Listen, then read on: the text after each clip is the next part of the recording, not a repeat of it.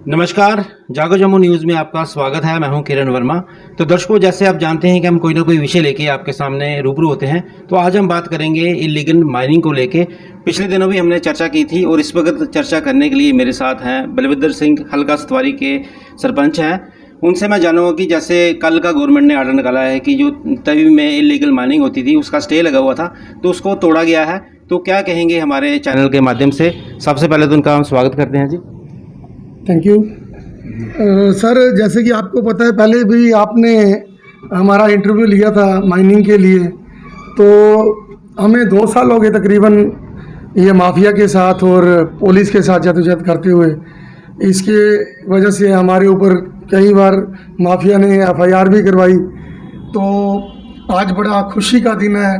मैं मुबारकबाद देता हूँ ऑनरेबल हाई कोर्ट को, जिन्होंने ये आज स्टे तोड़ा है और ये आम गरीब लोगों की जीत हुई है जिनके लिए हम लड़ रहे थे।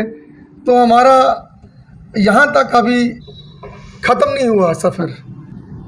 अभी जो माइनिंग की तरफ से आ रहा है कि इन्होंने बोला कि हम पोर्टल तैयार करेंगे, जैसे अमेजोन पे करते हैं कि आपको ऑनलाइन बजरी और रेता घर में मिलेगी। तो इसमें बड़ा अभी कुछ करने को बाकी है। सबसे पहले तो मैं बात करूँगा इलीगल माइनिंग की। स्टे टूटना कोई बड़ी बात नहीं थी गवर्नमेंट के लिए। मैं बात करूंगा कठुआ की, जहां पर उज दरिया, उज नदी है। वहां पर जो एक ऐसा रास्ता बनाया गया है, 1 किलोमीटर रास्ता ऐसा बना है, 3 क्रशर है वहां पर। उन्होंने अपनी मोनोपोली से एक ऐसा रास्ता बनाया जो जम्मू कश्मीर की यूनियन टेरिटरी को सीधा पंजाब के साथ जोड़ता है। तो वहाँ से धड़ल्ले से इलीगल माइनिंग हो रही है। तो मैं डायरेक्टर जोलॉजी माइनिंग से ये रिक्वेस्ट करता हूँ, SSP कठुआ से ये मैं रिक्वेस्ट करता हूँ, आपने एक स्टे तोड़ा है, उससे कुछ नहीं होगा। आप सबसे पहले देखिए परोल नगरी तहसील में, यहाँ पर पखड़ी पंचायत पड़ती है, जनियाल में पंजाब की पंचायत लगती है। 1 किलोमीटर एक रास्ता ऐसा बना है जो जम्मू कश्मीर को सीधा पंजाब के साथ पठानकोट के साथ जोड़ता है। वो रास्ता बिल्कुल इलीगल है।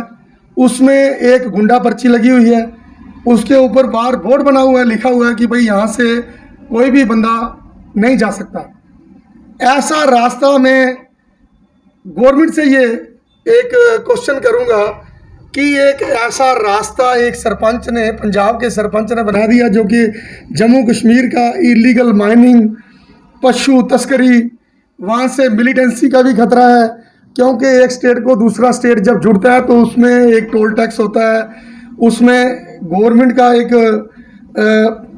वॉरियर लगे होते हैं। उसमें क्या होता है कि गवर्नमेंट देखती है कि दूसरी स्टेट से आया, पुलिस चेकअप करती है, उसमें क्राइम को रोकना होता है, उसमें GST भी कलेक्ट करनी है, सब कुछ करना है। तो एक पंचायत का सरपंच उठ के 1 किलोमीटर रोड बना ले पखड़ी पंचायत से, जो जनियाल में पड़ती है पठानकोट में। तो मैं वहाँ के SSP से ये एक रिक्वेस्ट करूँगा कि भाई आप वहाँ पे SSP हो, आपको पता ही नहीं है कि हमारे दरिया से करोड़ों रुपए का माल जो है रात को चोरी हो रहा है, सीधा पठानकोट में जा रहा है, बिना GST दिए, बिना टोल टैक्स दिए। बिना टोल टैक्स के कोई भी गाड़ी जो नेशनल हाईवे है उसके बगैर कोई भी स्टेट का रास्ता नहीं होना चाहिए। ये भी कानून है नेशनल हाईवे का कि एक रास्ता दूसरे स्टेट में अगर जाता है तो उसमें टोल टैक्स होता है, उसमें पुलिस होती है, पुलिस पोस्ट होती है।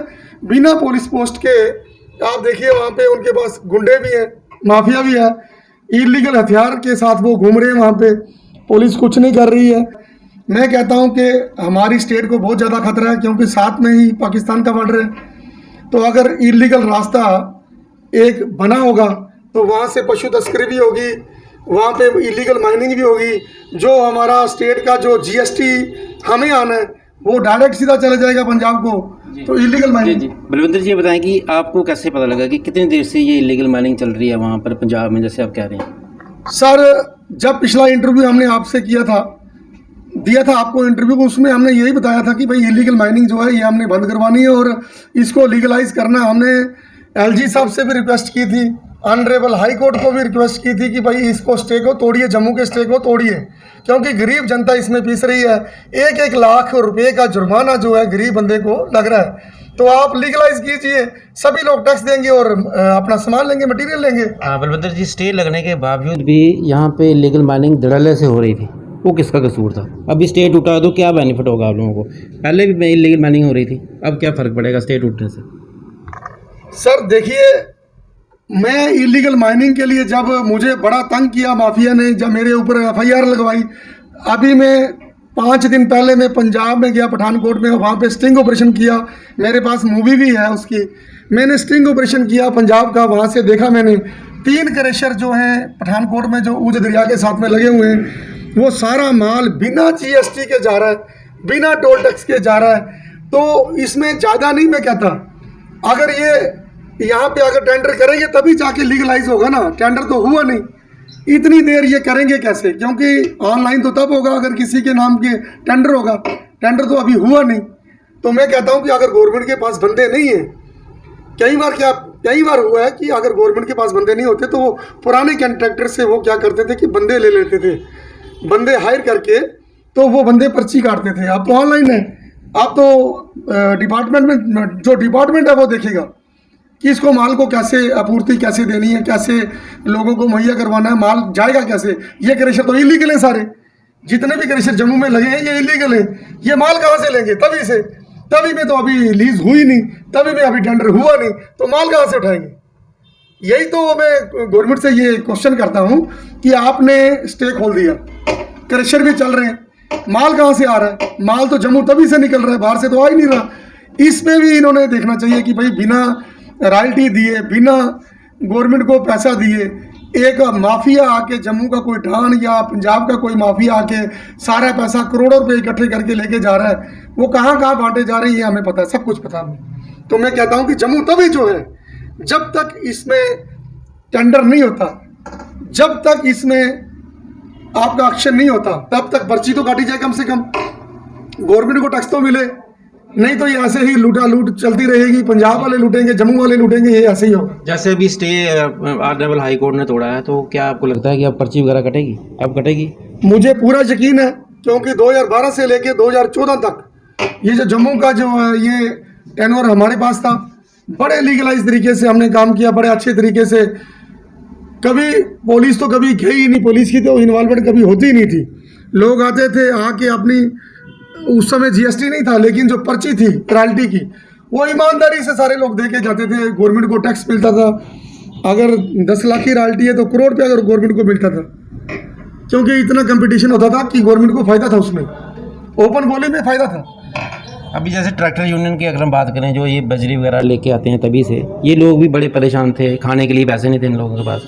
इन लोगों को क्या एक मैसेज देना चाहेंगे आप लोग? मैं इनको मुबारकबाद देता हूँ, इनको मुबारकबाद है। हम इन्हीं की वजह से 2 साल लड़ते रहे, हमारे ऊपर FIR भी हुई, हमने उसकी भी परवाह नहीं की, मतलब करोड़ों रुपए का हमारा नुकसान हो गया।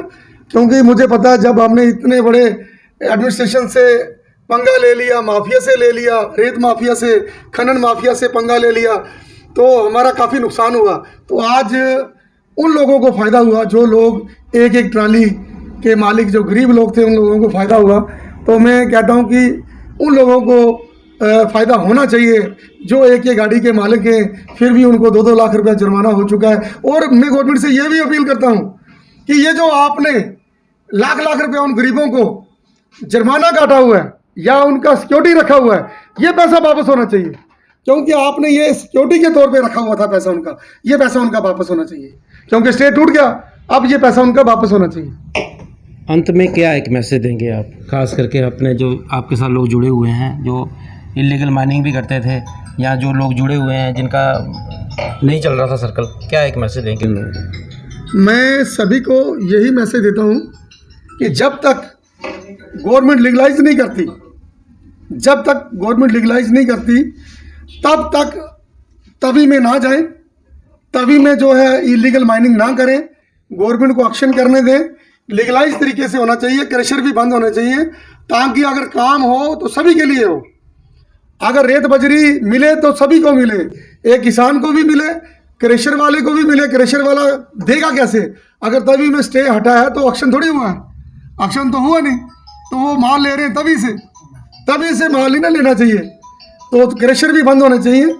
तो मैं सबसे पहले जो उज दरिया में जो चोरी हो रही है, जो रास्ता इलीगल निकला हुआ है, उस रास्ते के लिए मैं बोल रहा हूँ कि गवर्नमेंट को और एसएसपी को खासकर और डीसी साहब जो कठुआ के डीसी हैं उनको ये देखना चाहिए कि जो इलीगल रास्ता निकला हुआ है, 1 किलोमीटर रास्ता जो पंचायत ने बनाया हुआ है वो फौरन बंद होना चाहिए। जो क्रेशर वालों ने मिलके बनाया है वो सीधी चोरी जम्मू कश्मीर की नेचुरल रिसोर्सेज जो है, जो हमारा हक है, जम्मू कश्मीर का जो पैसा है वो जम्मू कश्मीर को नहीं मिल रहा है, वो सीधा डायरेक्ट जा रहा है पंजाब में, ताकि इलीगल माइनिंग जो है ये सारी बंद हो। तो दर्शकों, ये तो थे हमारे साथ बलविंदर सिंह, सरपंच थे इस्तवारी हल्का के। इनका मानना है कि जो उज दरिया है वहाँ पर इलीगल माइनिंग हो रही है और 1 किलोमीटर का रास्ता निकाला गया है। तो इन्होंने अपील की है, पंजाब गवर्नमेंट से भी की है, वहाँ के जो पुलिस अधिकारी हैं उनको कहा है, और सबसे अच्छी बात उन्होंने ये कही कि हमारी जो प्रशासन है जम्मू कश्मीर की, एजी सरकार ने, ऑनरेबल हाई कोर्ट ने जो स्टे लगा हुआ था जम्मू प्रोविंस में, जो उसको स्टे तोड़ा गया है। बड़ी खुशी है इन लोगों की में, और इनका ये भी कहना है कि जब तक टेंडर नहीं होगा तब तक किसी को भी वहाँ तभी में जाने की इजाज़त नहीं देनी चाहिए, ताकि अच्छे जिन लोगों को ज़रूरत है काम की उनको काम मिले। तो हमें उम्मीद है कि आज की खास बातचीत आपको पसंद आई होगी। फिर मिलेंगे एक और नए विषय के साथ। नमस्कार।